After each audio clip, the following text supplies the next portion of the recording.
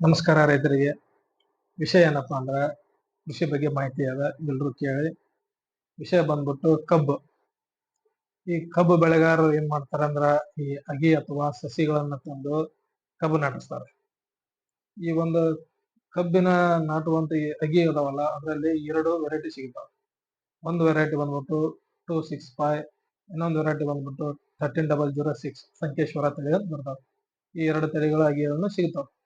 ಈಗ 1 ಎಕರೆಗೆ ಎಷ್ಟು ಅಗಿ ಹೋಗ್ತಾವಪ್ಪ ಅಂದ್ರ 1 ಎಕರೆಕ ಅಂದಾಜು ಅಗಿಗಳು 6000ದಿಂದ 6500 ಹೋಗ್ತಾವ. ಆಯ್ತು. ಈ ನಂತರ ಅಗಿ ಹಚ್ಚಿದ ನಂತರ 40 ದಿನಗಳಾಗಬೇಕು. 40 ದಿನಗಳ ನಂತರ ಏನು ಡ್ರೆಂಚಿಂಗ್ ಮಾಡಬೇಕು.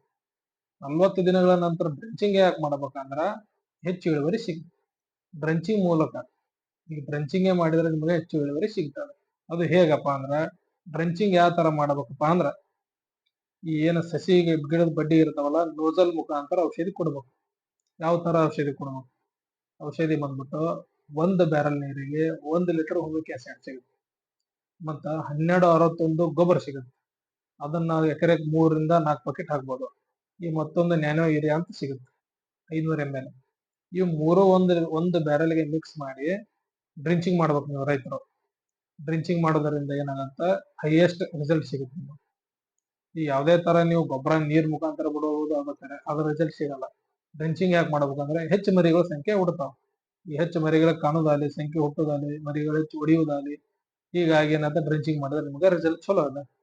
ಮತ್ತೇನ್ ಮಾಡಬೇಕಪ್ಪ ಅಂದ್ರೆ ಡ್ರೆಂಚಿಂಗ್ ಮಾಡಿದ 3ರಿಂದ 4 ದಿವಸ ಯಾರು ಕಬ್ಬಿಗೆ ನೀರು ಬಿಡಬಾರ್ದು.